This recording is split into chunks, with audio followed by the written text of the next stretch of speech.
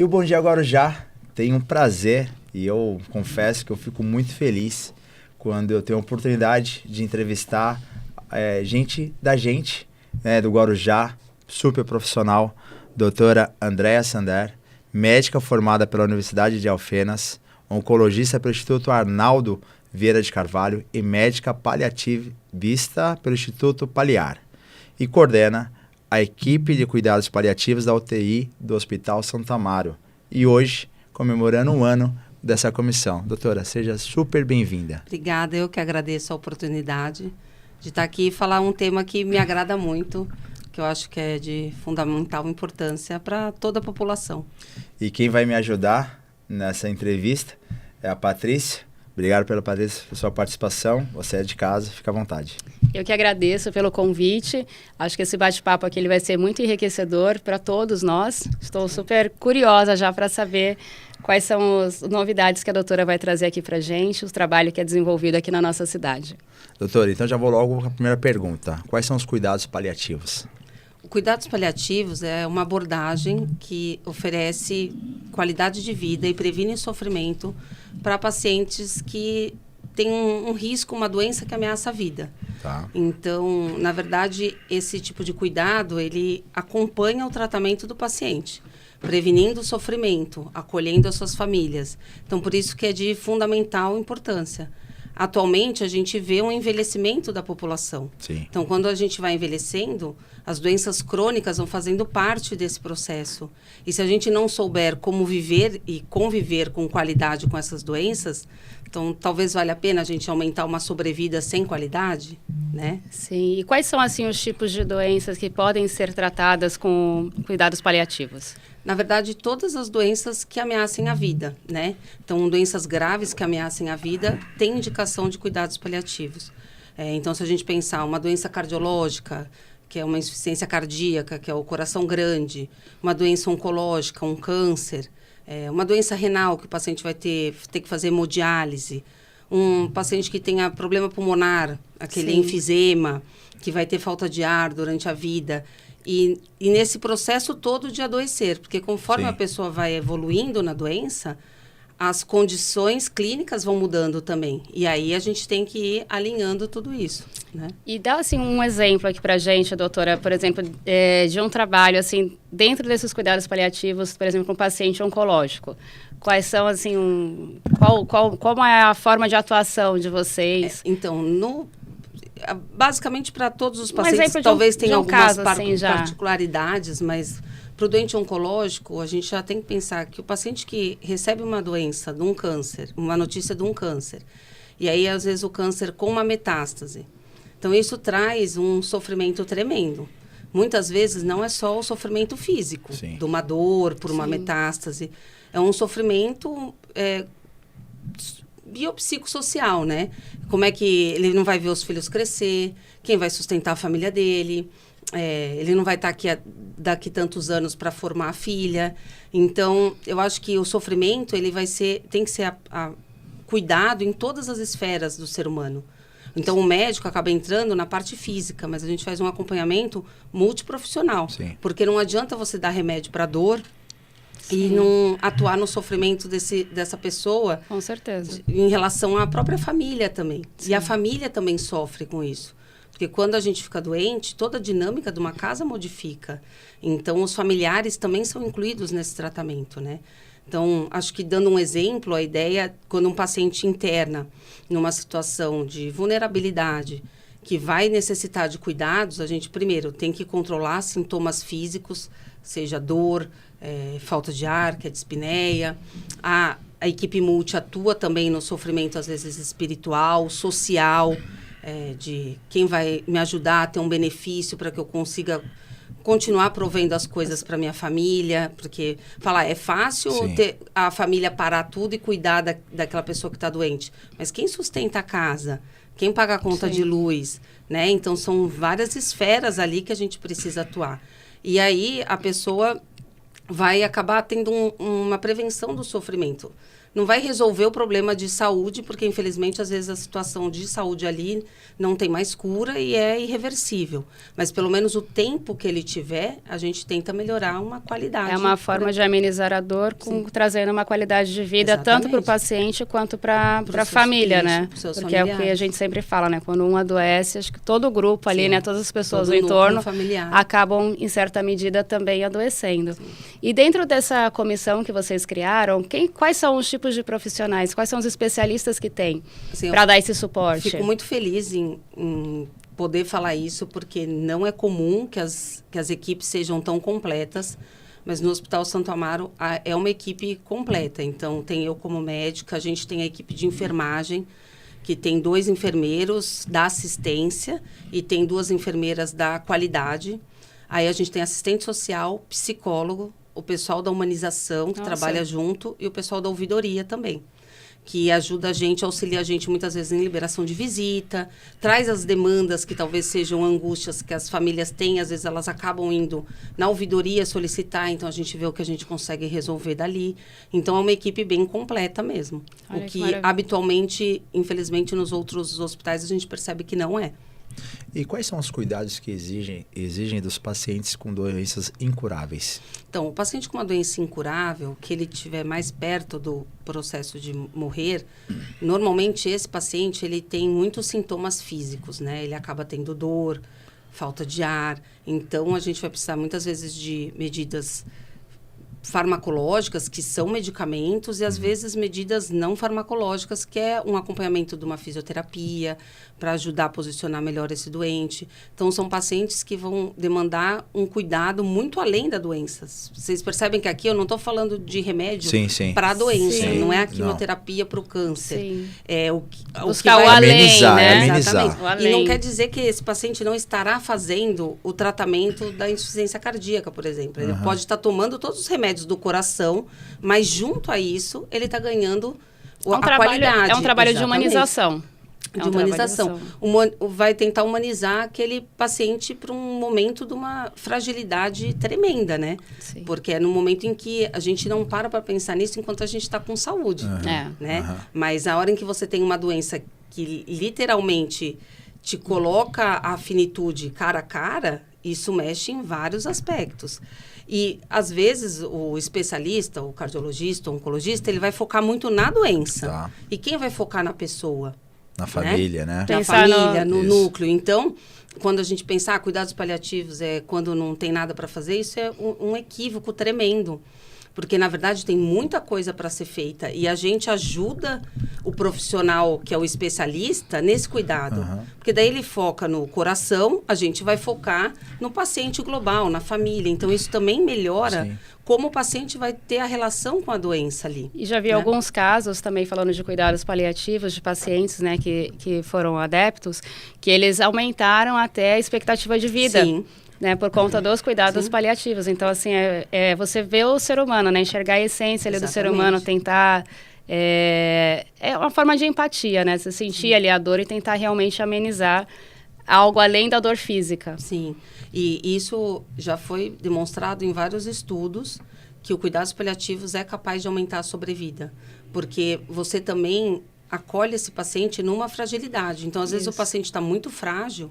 E se você submete ele a um procedimento invasivo, vamos pensar numa colonoscopia, que é um exame que requer um preparo, você tem que fazer uma dieta muito restrita. Às vezes, o paciente que é muito frágil, esse exame pode ser fatal e trazer outros problemas. Então, você ter uma equipe que olhe ele como um todo e ponderar, esse exame é indicado? Sim. Qual o risco? Qual o benefício disso? Vamos pensar todo mundo analisando aquele paciente, não aquela doença, né? Eu sempre falo, não é um câncer gástrico que está internado, é um paciente, um exemplo, seu João, que é um pescador, que tem, né? Quem é aquela pessoa, o que é o valor para ele? Porque às vezes o que é importante para mim não tem nenhuma importância para ele, ou o inverso. Às vezes o que é de valor dele, para mim, não significa nada. Então, as decisões têm que ser tomadas assim. Quem é essa pessoa? Qual que é a a retaguarda que ele tem, a sua rede de apoio, quem são essas pessoas? O que é importante para ele? Às vezes, o que é qualidade de vida para ele? Sim. Às vezes, qualidade de vida para ele é estar no mar pescando. Para mim, nossa, não tenho paciência nenhuma para pescar. Sim. Acho muito parado. Então, é o que é o valor do outro, né? E aí, a gente tem que olhar fora... É um trabalho fantástico. Da caixinha, fora né? da caixa, e pensar que não é você, não é sobre você profissional, é sobre a pessoa que está, né, recebendo aquele cuidado. E também vejo que é uma questão cultural e educacional, né? Porque a gente se depara aqui com algumas situações da família falar, os médicos não quiseram deixá-lo internado. Na verdade, às vezes não é que não quiseram, entenderam que para ele seria melhor não estar internado naquele momento, né? Sim. Então vem esse trabalho cultural de falar assim, ó, tudo que a gente podia fazer aqui para a doença já foi feito. Sim. Agora cuidar de forma paliativa para ele ter uma sobrevida, uma melhor condição, mas isso eu acho que isso está engatinhando para esse caminho. A doutora, imagina ver as coisas dessa maneira? Eu concordo com isso. Acho que esse paciente, muitas vezes ele não vai estar no hospital, porque o tipo de cuidado que ele precisa não é dentro do hospital. Mas eu acho que a gente vai ter que ampliar, pensando nas cidades, não só Guarujá, como os outros municípios, o que esse paciente tem na rede também. Uhum. Porque, vou dar um exemplo, um paciente com câncer metastático que toma morfina para dor. Enquanto ele está no hospital, ele toma morfina, ele não tem dor, ele consegue sair da cama, ir até o chuveiro, tomar banho, comer. A hora que eu dou alta para esse paciente, quem vai dar continuidade desse cuidado? Entendeu? A gente tem que pensar que... Nesse momento, ele poderia estar em casa, mas ter um cuidado específico. Ou ter uma rede que o acolha, né? Então, agora, se eu não me engano, foi em maio que saiu a Política Nacional de Cuidados Paliativos. E a Política Nacional de Cuidados Paliativos vai ter... verba para que os municípios invistam no cuidado em rede. O cuidado em rede eu, André, avaliei esse paciente na UTI do hospital. Tá. A gente entende que ele é um paciente que necessita de uma abordagem em cuidados paliativos. Tá. Mesmo que seja complementar. Vamos supor um senhor que teve um AVC e ficou acamado, sequelado. Sim, ele vai para casa. A gente já ajudou a família, treinou a família nos cuidados. Onde esse paciente vai ter uma retaguarda na rede? Qual o BS, o ZAFA que vai acolher? Essa equipe é treinada para dar uma assistência em cuidados paliativos? Perfeito. Então, na política, que agora vocês devem ouvir falar muito disso, porque vai ser uma cobrança, e o próprio ADRS... da Baixada Santista vem cobrando isso, o que os municípios vão fazer para acolher esse paciente para que ele possa estar na sua residência? Se ele morrer em casa, quem vai fornecer o atestado de óbito? Esse paciente vai ter acesso ao MUSAFA, mas a MUSAFA não tem uma médica paliativista, mas vai ter um matriciamento, então equipes... Sim. Que vão matriciar e ajudar nesse tipo de cuidado quem está ali em loco. Sim. Então, já aproveito para deixar o convite para esse assunto, a doutora voltar aqui, a gente discutir isso, porque realmente entendo que esse seja o caminho para desafogar as UTIs do nosso município. Exatamente. É um caminho viável, possível e que tenho certeza que vai ajudar muito as nossas comunidades. E não adianta a gente também pensar no cuidado no hospital e depois dar alta para esse paciente na casa. E às vezes a gente, conhecendo aqui o Guarujá, ele mora numa vulnerabilidade. Ele não tem uma condição de comprar um medicamento. Sim. Também jogar ele ali e o familiar começar a gritar de dor, sofrer, ele vai ficar angustiado, ele vai levar na UPA de novo para internar. Com certeza. Todos nós faríamos isso. Que muitas vezes acontece isso, né? A família acaba não tendo assistência em casa e aí uma questão de necessidade... força a barra de fazer, não, tem que ficar aqui, porque não consegue ter esses cuidados. E aí, por isso que essa questão educacional e cultural, que eu falei no começo, né, que esse momento pode ser atingido e melhorado. Sim. Né? Acho que esse seria o caminho. Sim, acho que esse é o caminho e o cuidado em rede, né? Sim. A rede toda foca no cuidado, capacita as pessoas, a família, a população se engaja nisso, então isso... É muito, muito bacana esse projeto, muito interessante, e é bom, assim, iniciar o projeto com a capacitação e manter a capacitação. Sim, exatamente. Né? Porque essa é uma questão que a gente sempre se depara aqui no município, às vezes com alguns aspectos que, às vezes, tem o treinamento, a pessoa, às vezes, é capacitada, mas não tem aquele acompanhamento, né? Como que eu posso dizer? tipo, como se fosse uma reciclagem. Sim. Né? Então, isso é importante também, até porque sempre vão agregando pessoas novas, né? Para poder manter ali o ciclo, ali a roda girando, digamos Com assim. certeza. E na política de cuidados paliativos, na Política Nacional de Cuidados Paliativos, a ideia da equipe que matricia não é só treinar, é fazer discussões semanais. Então, por exemplo, perfeito. mesmo que online. Então, a gente é uma equipe que está matriciando aquelas USAFAs, a gente vai entrar numa reunião online, passa o caso, o que poderia ser feito aqui, poderia ser feito isso, poderia ser feito aquilo, e aí vai, então é muito mais atuante. Esse é o planejamento, né? Essa é a ideia, né? O objetivo. Doutora, eu sei que o tempo da doutora está escasso hoje, e aproveitando aqui, já indo para o final, para os familiares, assim, quais são os tipos de tratamento, de acolhimento para os familiares? Deve ter o quê? Um tratamento psicológico, um acompanhamento, tratamento não, né? Um acompanhamento psicológico, tem algum outro tipo de... Normalmente, acompanhamento? Assim, quando a gente, vamos por lá na UTI, vou dar um exemplo da UTI. Sim. A gente identifica o paciente com necessidades de cuidados paliativos, a equipe assistente da UTI começa a conversar com a família. Aí, às vezes, eles trazem algumas dúvidas por desconhecimento, medo que é desligar todos os aparelhos e deixar morrer. Isso, às vezes, infelizmente, ainda é uma questão cultural achar que o cuidados paliativos é morte. Na verdade, não é, né? Aí, a equipe tenta começar essa conversa e aí a gente faz uma reunião familiar. Então, normalmente, nessa reunião, vou eu... o psicólogo, e aí a gente pede que venha os membros da família que serão os responsáveis. E aí a gente tira dúvidas. Mas vão desligar o aparelho? Mas o que a gente espera disso? Mas ele está morrendo em dias? Porque também, muitas vezes, a ansiedade da família é um desconhecimento. Sim.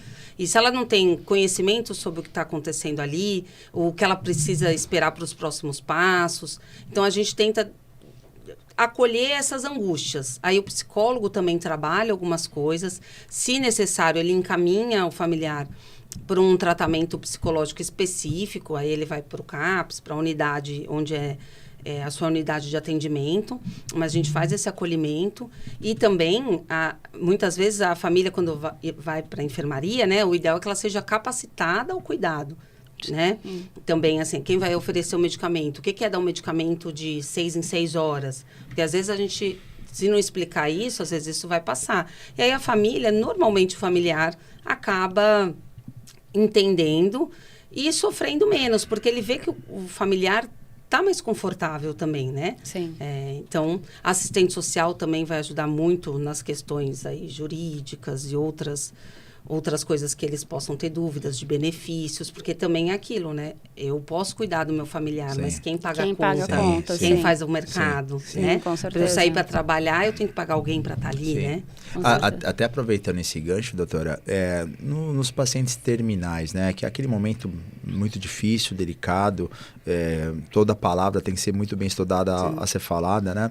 Mas como que é tratar desses assuntos, como onde a pessoa quer ser sepultada, como quer ser sepultada, os bens, se haverá divisão de bens, se não tem bens, para quem vai deixar, a questão de benefícios, né? Se tiver benefício, como que isso é tratado? Então, na UTI, a gente acaba até nem conseguindo ter esse tipo de conversa, porque às vezes os pacientes estão em uso de aparelhos, não se comunicam mais. Tá. O ideal seria a gente começar esse cuidado prévio.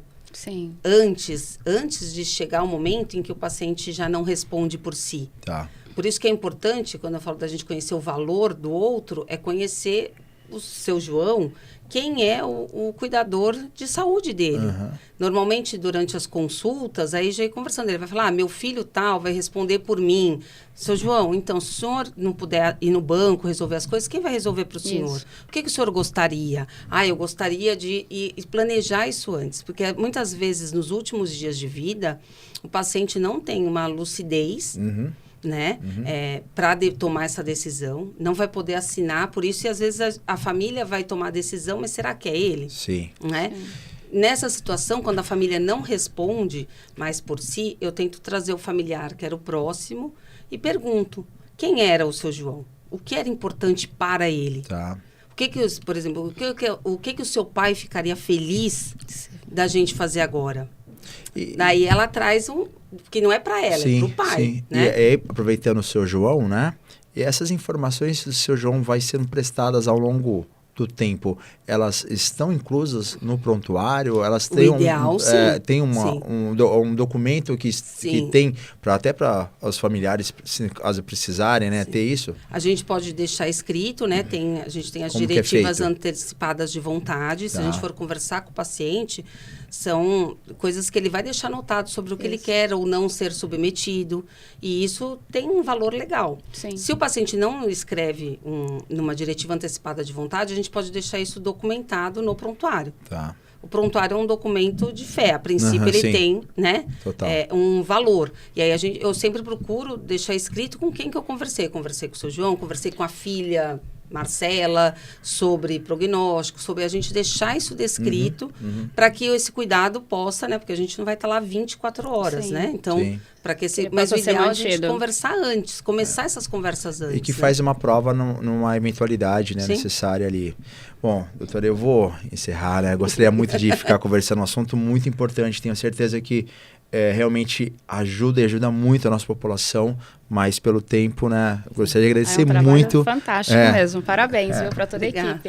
Gostaria de agradecer muito a participação. Sei que o tempo da doutora é valioso e tenho certeza que nós teremos outros assuntos para conversar. Patrícia, por favor. Eu gostaria só de agradecer o convite também de vocês para estar participando aqui hoje. E, doutora, tenho que parabenizar a doutora, toda a equipe lá do hospital também. O trabalho é valiosíssimo, tem uma grande relevância pública. Isso é fantástico, precisamos divulgar mais. Sim, com certeza. E que sirva também de exemplo, né, para as outras unidades de saúde, para os outros estabelecimentos. Fantástico, sensacional mesmo, parabéns. Eu que agradeço a oportunidade de estar aqui, né? Agradeço o pessoal do Hospital Santo Amaro, que há um ano atrás me convidou, e a equipe, eles são bem engajados mesmo, eles tentam fazer acontecer. Então, acho que é fundamental. Não se faz cuidados paliativos sozinho.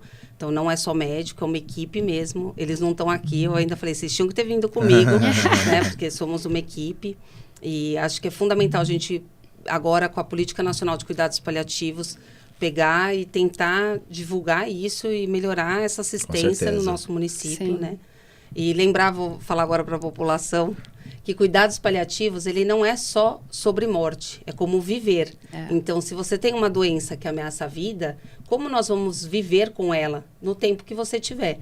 Então, não é só sobre morte, né? Muito além disso. Tendo mais qualidade, né? Muito mais qualidade de vida. E agradeço aí a presença. Bom, depois disso, só tenho que parabenizar a doutora, toda a equipe de Santo Amaro, e o Bom Dia Guarujá sempre estará aqui defendendo o que é bom, e a equipe tem mostrado que é um excelente trabalho e vamos com certeza dar continuidade a esse trabalho. Obrigado, até o próximo.